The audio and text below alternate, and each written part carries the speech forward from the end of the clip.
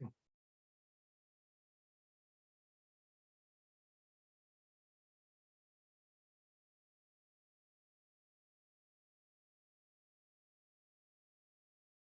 me get my screen in order here. All right, so good evening again. Tonight's discussion is entitled, I feel more comfortable when I'm tense. And it's a discussion of how we normalize dysfunctional, self-sabotaging, and destructive habits. And I really like this topic because I think it's where we live. It's as the talk progresses and then in our discussion, I think you'll see that this is one of the major areas of how we're sabotaging our efforts and taking one step forward and two steps back in practice frequently. So I want to start the opening with a scene from a movie called The International. It's a kind of an international mystery thriller with Clive Barnes and Naomi Watts. And the story is that there is one of the largest international banks, and they're working surreptitiously with arms dealers and people who are plotting coups, and Interpol is onto them. And the scene opens up with at the Munich train station, and you see from afar kind of a black luxury vehicle, and then the camera takes you right inside, and what's going on is that there is the vice president of this bank is a would-be whistleblower, and he's in the front seat and the investigators in the back seat. So they're talking, and at one point the investigator offers the would-be whistleblower a cigarette, and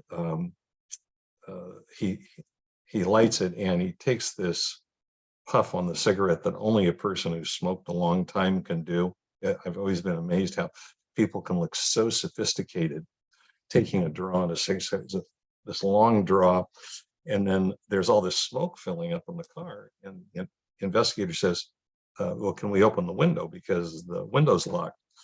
And the would-be whistleblower turns to him and says, I feel more comfortable when I'm tense.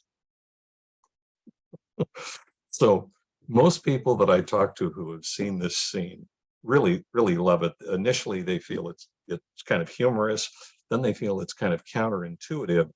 And then what happens is that it feels familiar.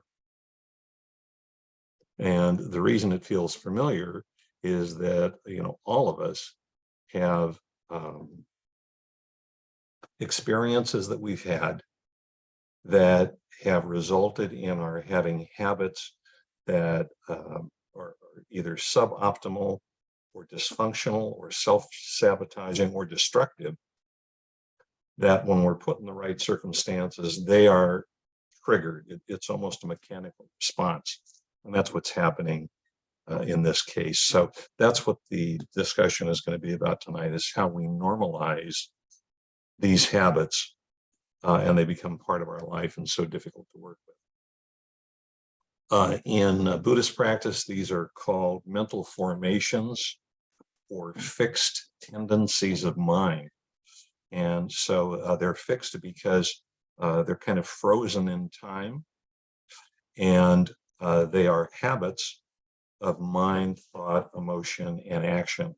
So they can be positive. If they're positive, they help us mobilize our resources and be skillful. And if they're negative, which is the topic tonight, they're just the reverse. They undermine our practice, they undermine our relationships, and they undermine our life. As a general rule, they are coming from core experiences, frequently wounding experiences that we haven't resolved or processed. So those experiences where we just immediately feel guilt, shame, blame, betrayal, duplicity, deception, humiliation. We look back and we feel victimized. And then those manifest themselves as a self-judgment, self-criticism, judgment of others, cynicism, skepticism, distrust of relationships. And it's easy to think of this because they're so dramatic when they happen. They can be big and small, but it's easy to think of them as a single thing. And actually, they're not. They're an interconnected series of habituated tendencies that support each other and act in coordination. So something happens and it immediately creates an experience in the body, a feeling of fear, vulnerability, craving, personalization, which is supported by an emotional reaction related to that. And that's accompanied by an attitude or a belief or an assumption or a projection onto the situation or the other person. And so while that's all happening, in this very tight moment, it's actually three different habits that are taking place. And part of the key to working with this is discernment, taking those apart, unpacking those as they're happening. Mental formations, fixed tendencies of mind are extremely influential and significant. They are fixed reactive patterns which are waiting to be activated.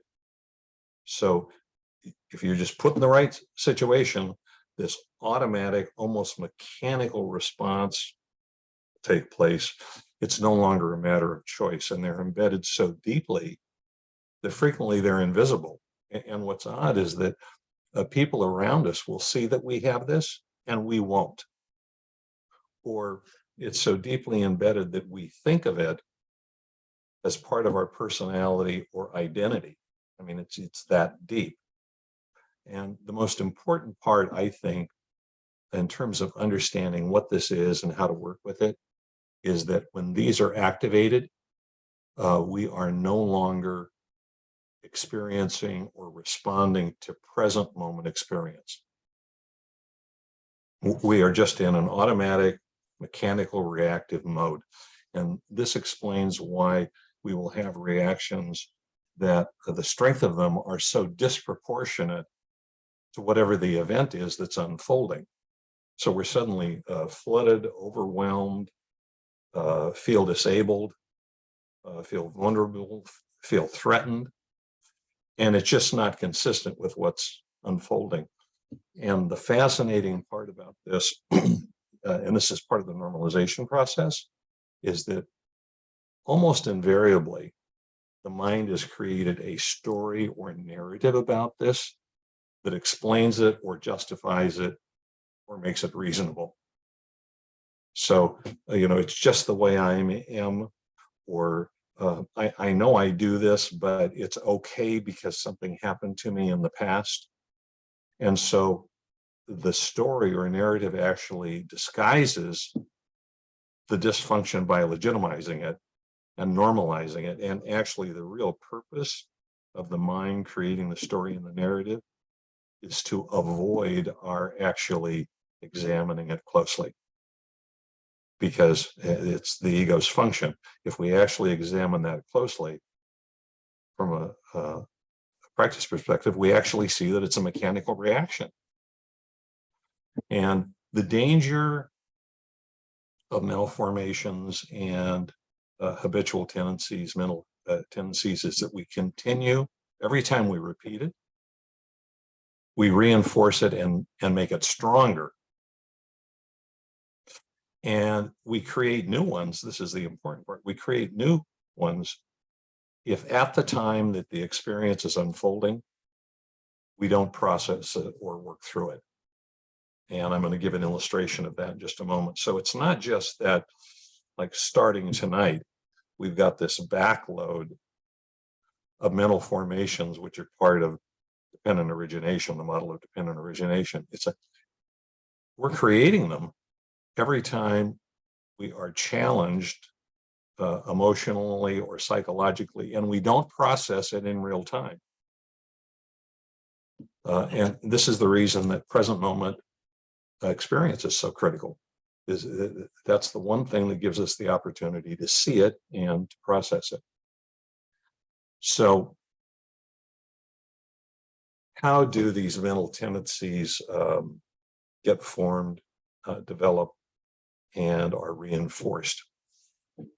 Frequently, they begin as I guess, a reasonable reaction to a challenge when we're younger and we don't have a capacity to deal with something. So we have some kind of a traumatic experience and we just don't have the skill set. And so we compartmentalize it, we block it,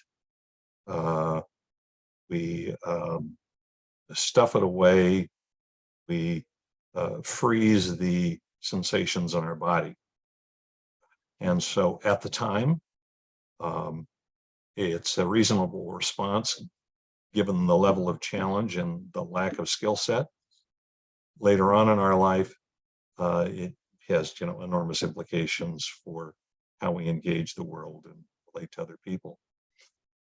It may be that it's just things that were imprinted on us, beliefs, assumptions, projections when we were young that we learned from our parents, or lessons, quote, lessons that we've learned and internalized while we're growing up. So, that might relate to who we think we are. I'm not good enough. I'm not attractive enough. I'm not smart enough. It could be about relationships and other people. People can't be trusted. It could be about the world. The world's an unsafe place. So it can be these big global ideas which affect how we perceive the world, or they can be very, very specific based on events that have happened in our life. And because they are the product of not experiencing whatever this was in the present moment at the time it was taking place, we had no opportunity to explore it, to have insight about it. So we have unresolved and conflicting relationships with that particular thing. So that's the reason it's easy for it to get reactivated. Because this happens because we're not experiencing present moment experience, what happens is we start distancing ourselves from the sensations in our body.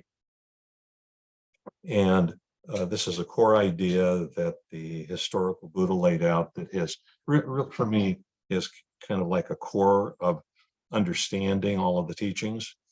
And in the Honeyball Sutta, the Buddha laid out this model. And the model is when the mind, the sense of self, the ego,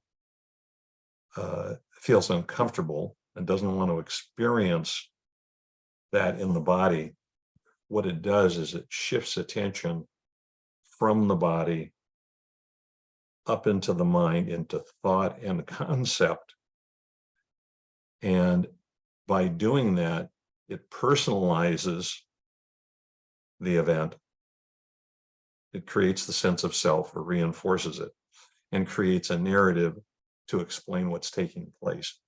So the idea is that when challenged, we move out of the body and feeling into the mind and thought and the sense of separation that's created by the sense of self or the ego. So by doing this, it disables the basic Buddhist model of working with present moment experience. We're not experiencing it fully. We're not investigating it. We're not making discoveries, having insights, and we're not adapting as a result of that process. So from the standpoint of the ego or the sense of self, I've always found this like so brilliant because it turns a fixed, non-personal, mechanical reaction into a personal event with a narrative. So it misdirects our awareness from the cause of what's happening, which is this fixed reactive pattern, to a story and a personalization of it. And we just get lost in the emotion and the thought and the story, and we completely miss what the cause of what's going on. So I mean, that's just extraordinarily a brilliant strategy of the mind not to have to deal with the true cause of what's going on. So how can we practice with this? And I want to give you 2 illustrations. And what's important to hear is that the method for dealing with this in the first instance, like when something's happening, when you know you're in a situation that's challenging and you want to escape from it or ignore it or deny it or whatever. So in the first instance, or after it's established and it is coming up, the method for dealing with it is identical. And the method has to do with insight, because the only way that these habituated tendencies are uprooted or dissolved is through insight. We can apply antidotes, we can use metta, we can create context for them, but none of that uproots it. It just allows us to work with it better, which is really important. But that's not how we make progress in dealing with them. So first step is that we actually have to see the reaction. And so frequently, the reaction is either so subtle or so dramatic that we actually don't get that it is habituated response. So it could be emotional reactivity, anger, an urge to escape, feeling overwhelmed, panic, the whole group of things that we do, or more subtly, and this is where I think having more aspect of a body-based practice is so helpful, is that these frequently begin manifesting themselves, these habituated tendencies, by resistance or bracing or holding or the sense of defending in the body. Rather than experiencing, rather than opening to something, fully experiencing it, we have this instantaneous sense of resistance and bracing and holding, and which is the signal that a mental formation is manifesting itself, expressing itself, whatever terminology you want to use. So the first thing is that we actually have to develop the ability, and we have to watch and practice this, to actually see the reaction. If you can't see it, you can't deal with it, right? Period. Can't see it, can't deal with it. The second thing, and this is for me really important, is that the reminding function of mindfulness needs to come into play as the second element of this. And when we're triggered and we see it, we have to recognize that whatever triggered it, somebody said something and we've had a reaction. We thought about something in our past that was unpleasant or problematic. We're placed in a situation and suddenly we're experiencing this. What the mind wants to do is identify that as the problem. And that is not the problem. The problem is this non-personal, fixed habitual reaction that's taking place. So the second step is, whenever we get it, that we're having a reaction, the second step is to recall, to remember that this is not personal, it feels personal, but it's not personal, that this is a habitual reaction. And what we have to deal with is that unconscious reaction that is taking place, rather than being misled to think that the problem is another person or a situation. And then the third part is something that we're all familiar with, but we actually have to get into present moment experience, because the problem was this was created because we weren't in present moment experience. And this reaction wants to take us out of present moment experience from a Buddhist sense. This wants us to go into a story, a narrative, to make this personal, not to open up and fully explore what's happening in the body.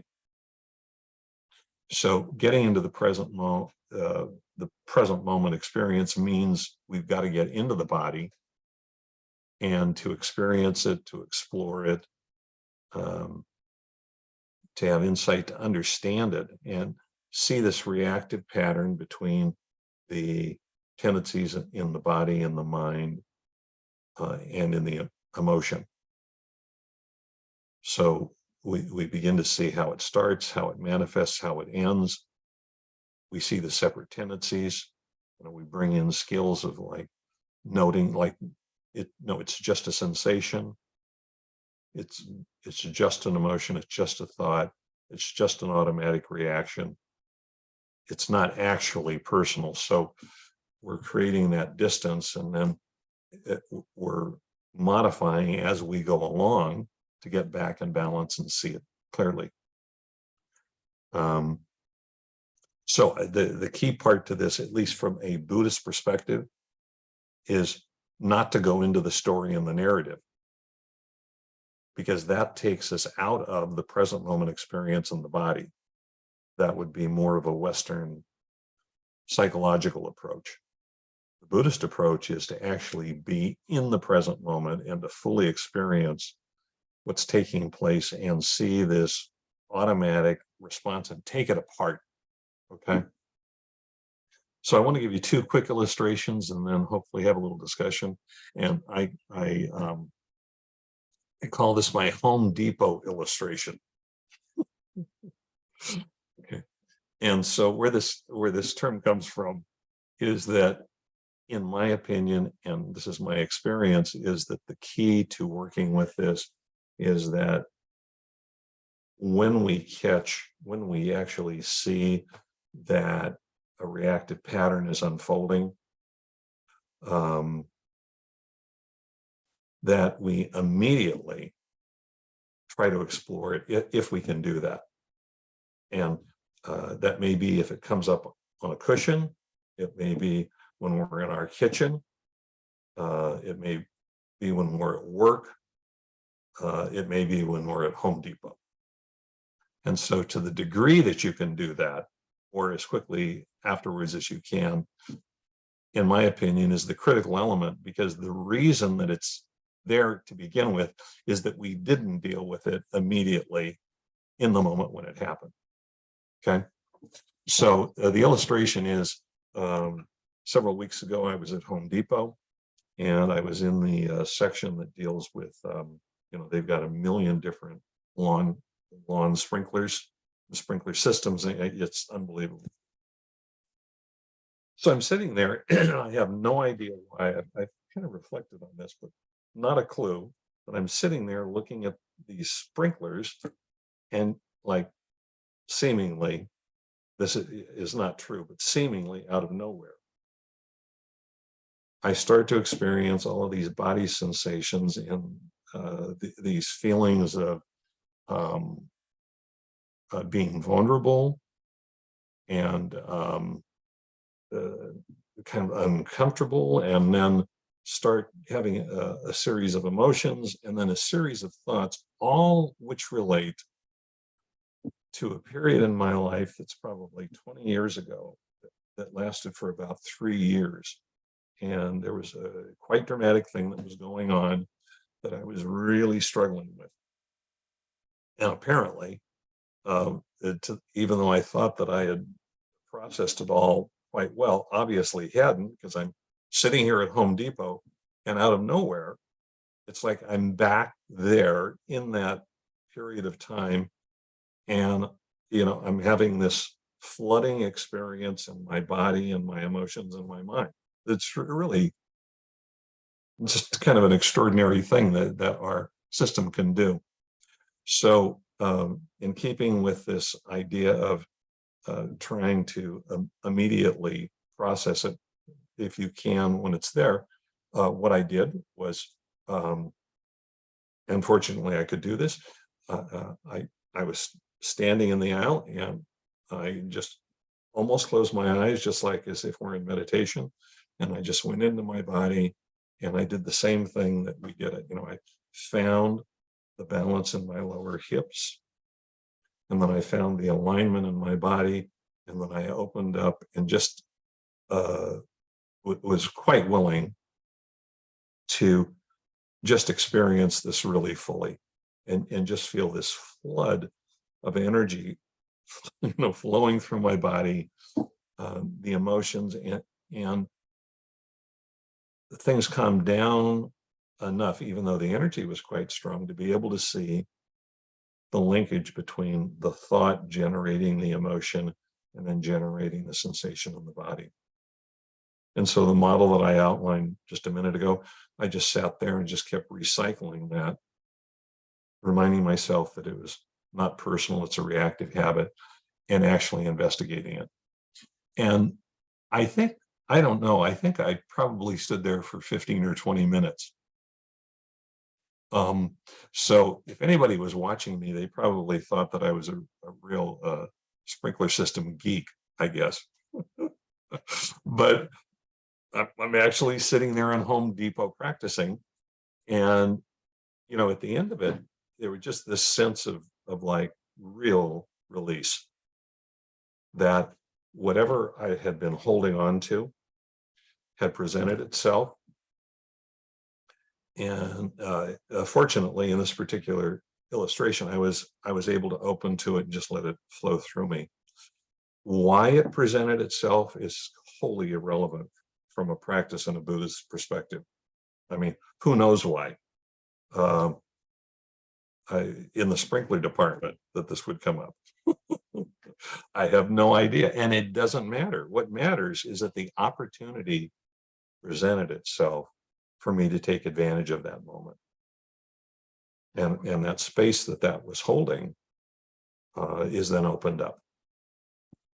So that's one illustration. Another illustration, and this is more, I guess, aspirational, but I do want to mention it, is that there is a real potential gift in developing this skill set in relationship to these mental formations, because my guess is that everybody who is here tonight probably at this point can identify 2 or 3 deep patterns that they've been dealing with for years. And so the potential that we can really make progress with those is enormous in terms of both suffering and happiness. And it's for other people as well. And the illustration I want to give you is, a number of years ago, my mother was diagnosed with a pre-leukemia condition. And they told her that she had, they thought, 5 years to live.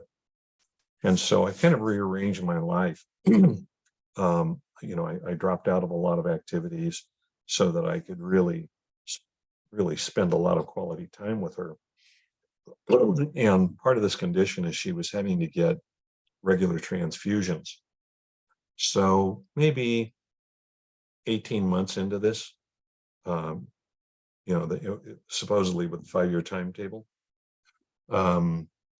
they decided that they wanted to put a stent into her chest for the transfusions, because she was getting transfusions so frequently. And the surgeon, I went down for the meeting, and the surgeon said, "Don't even bother to come up. She has to stay in the hospital overnight, but this is just like an absolutely no big deal surgery. we're just going to open up the vein, put the stent in, but the protocol is we have to keep her in the hospital overnight. So I went and saw my mother in the hospital that night. My aunt stayed with her. She went into surgery the next morning at 9, and I get a call from my dear aunt at, I don't know, maybe 10:30, and she said, you better get up here right now because we're in this emergency situation. And to make a long story short, the physicians had misevaluated her situation, so that part of this condition is that your veins keep basically shrinking, so that when they cut her open, they couldn't get the stent in, and so they tried to sew it up and couldn't stop the bleeding. And because she had a heart condition, if they gave her a blood thickener, it would cause her to have a heart attack. So to make a long story short, she was in intensive care for 7 days and basically bled to death. Just this extraordinary situation, So what does that have to do with this? Well, I had lost my father earlier, and I'd also lost my brother. So I really had, and I didn't realize that, these unprocessed feelings around that. And I could see that they were really getting in the way of my being present for her. So I just kept doing basically what I've described, in a very deep way, over and over and over again. And the result is that I was able to really set those patterns aside and really deeply experience that this wasn't about me. It wasn't about my losing something. It was about her life and her journey and her path, and my role was to be as fully present there for her in that moment as I possibly could. And she'd always been my biggest supporter. I was just so fortunate to have a mother like that. And when I look back on this experience now, and this is consistent all the time, I have nothing but warm feelings about those 7 or 8 days in intensive care, which I think it would be very easy, and I know it is from lots of my friends, to be very traumatized by the experience, and that simply was not my experience. I was able to be there completely for her. We had, I think, some of the dearest and sweetest moments that we had in our life together. And when she died, I felt like I had been able to be there and to do everything I could for her. So it's an odd thing, but I find that story personally inspirational, that I can actually look at my own experience, and in the face of these potential hindrances, that this practice was allowed me to skillfully deal with those, and then actually be with her and help her with her path forward. So it's one of the many reasons that I have such faith in this practice, is that I know from my own personal experience how transformative it can be. So I am going to end there, and I think we've got a couple of minutes for questions or comments, if there are some.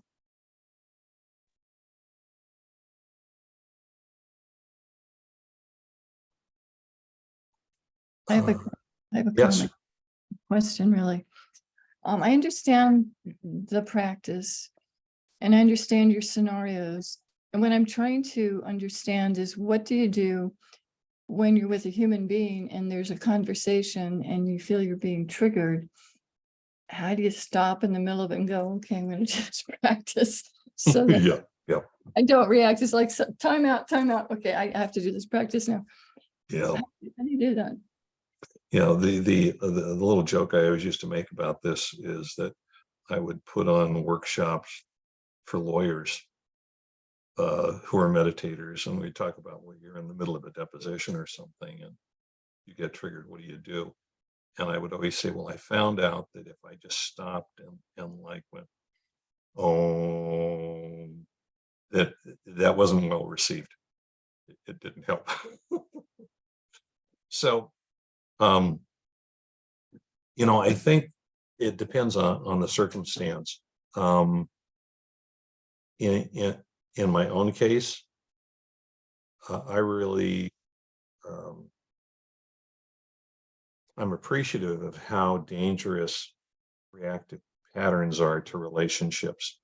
That you can say things and do things that, you just can't put back in the box. So the first thing that I always look at is that should I just, in as skillful way as I can, terminate the discussion. And so, as a lawyer, I always found it amazing how some lawyers are so skilled at triggering people, including myself. These adversarial techniques, and it was not uncommon for me to say that I was going to end the discussion, and we would talk later. And I'd make some kind of plausible excuse to do that, but I would see that I'm representing a client, and my obligation is to act in their best interest. And if I'm kind of lit up and pissed off at these tactics this lawyer is using, to stay there unless I really have the skill set to deal with it, is just unwise. And I feel the same way with relationships. I look back on discussions that I had with my daughter at certain points in my life that now I really wish that I would have done that and just called time out. So that's one thing.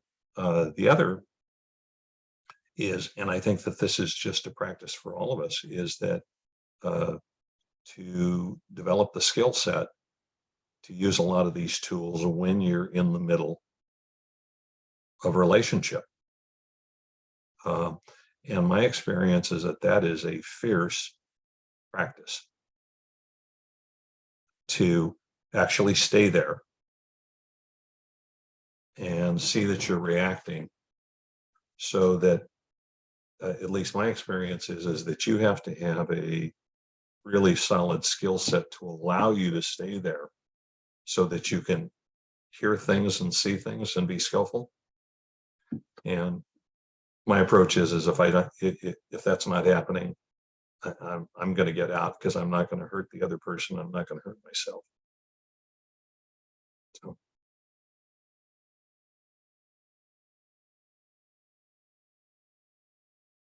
Thank you. So Dennis, can you clarify a little bit about what you just said about when you recognize that you don't have the skill set or whatever, you just stop? What do you do? What do you? Well, I think what I started with was what the degree of the triggering was, or the reactive response. So part of the reason that the body work, in my opinion, is so important and also powerful is that if you can pick up the reactive pattern in your body very early on, then you have the potential to even when you're engaged, to see that, to breathe into it. What I'll do is, I'll actually move to finding balance in my lower body, getting alignment, breathing deeply, and can pretty much have it dissipate if I can catch it early, even with some pretty powerful stuff. If on the other hand, I catch it midway through and it's just a powerful reaction, to get it back in the box or to make it manageable can be next to impossible. So, and so there's this whole spectrum, right? And it's like, well, where is it on that spectrum, and what is your skill set?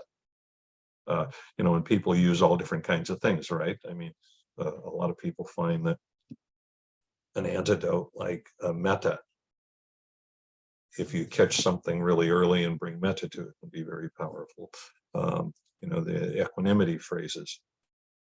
I gave a talk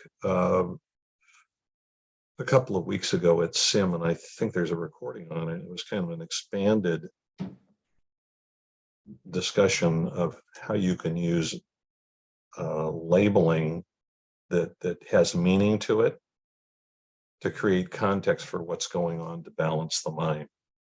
So all of us have to find which, there's so many different potential skill sets that are available to us. And so we kind of develop a toolkit or a medical bag, psychological bag of these tools, and try to use them to keep the mind in a relative balance so that we can act with some wisdom, some kindness. Does that help? Did that answer your question? Yeah, I mean, I think again, if you have self-awareness, but if it goes down the rabbit hole and it turns into a complete disaster, which is, my usual experience is that it doesn't go well. Yeah, And there's and that's the reason. consequences and results that are, that are lasting. It's how do you repair? I mean, how do you manage that? Do you repair?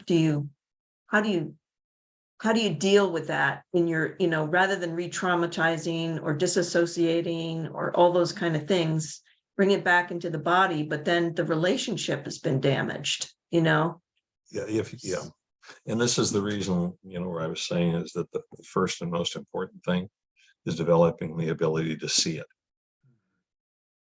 And so, and we can train ourselves.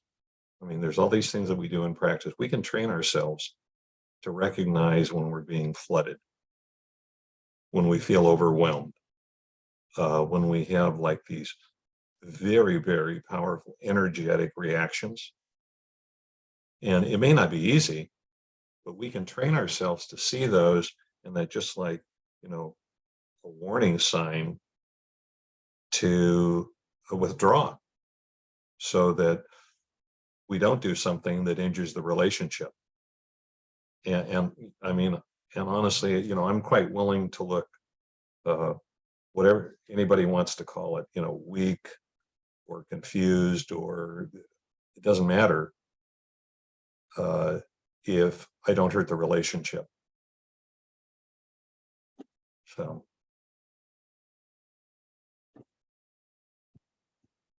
Yes. First off, I'm sorry to hear about your experience with your mother, and I don't know how long ago that was, but those things definitely stick with you throughout your life. And secondly, I see so much of myself in the examples that you gave tonight, and it's the ability to catch yourself before you slip into those that is such a challenge. It's just, it's just like a dog with the bone running off, it's gone so quick that you don't have a chance to grab a hold of it and deal with it in a real mindful manner. So, yeah, I really want to look into this a lot further. So I really enjoyed your talk tonight very much. Lots to think about, lots to act on. Yeah, thank you, Dan. And, two comments here, one about the situation with my mother. Anytime I think of this, even like when I was telling the story tonight, I have nothing but good feelings about it. Mm-hmm. I'm not stuck about what the doctors did or didn't do and all of that. Right. Yeah. I mean, that experience of being able to be there for her, she'd been there for me my entire life. Mhm. And to be there for her in her most important passage, Yeah. just gives me a sense of warmth and satisfaction that I really can't put into words, you know. And so that's the reason I was saying that this practice is so valuable. Yeah. And about the training, it is that, some of these habits, they express themselves more gradually, they're explosive, but they always express themselves in bodily sensations. So, and that we can work on with small gestures in our meditation practice and in daily life, that we can watch and see reactivity at a lower level, and we can start learning quite carefully and subtly the connection between sensation, emotion, and thought. And it's that work at a low level which eventually pays off in the long run, because we start developing the ability to very subtly sense things at an early stage, and then just intuitively, your mind starts relating to experiences in that way. And so when these flooding and overwhelm and anger come up, something precedes that. While it feels like it's like this, right? I mean, that's actually, there is a buildup in the body. And if we can catch it there, even what feels like situations where we're just out of control, we can catch it before it reaches that part. Mhm. So from my perspective, there is an absolute and direct relationship between investigation of this kind in sitting meditation every day, and then what happens when we get triggered in daily life. Yeah. So Yeah. Thank you. Okay. So I see we're almost out of time here, and thank you so much for, first of all, just allowing me to be here with you guys and share this. I really appreciate the opportunity, and may the merit of our good intentions and our effort this evening contribute to a lessening of suffering in the world, and bringing a greater sense of satisfaction and happiness to people.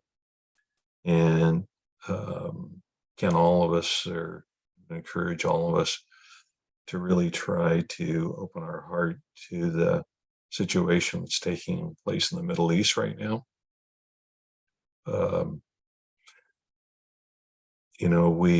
I don't think that there's more suffering in the world than there was 10 years or 100 years ago. I think we just know about it, but we really know about it now. And the tendency is to turn away from it. So, may all of us keep our heart open in the face of this suffering. So thank you. Thank you. Thank you so much, Dennis. Good evening, everyone. My name is Jen Scott. I've got a few announcements.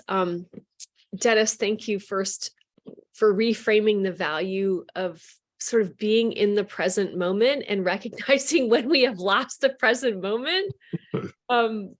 Red light, yellow light, green light. It was a really, really valuable reframe. Thank you. This Wednesday on Zoom, we're offering tea time with our new teacher, Adam Stonebreaker. That starts at 12:15.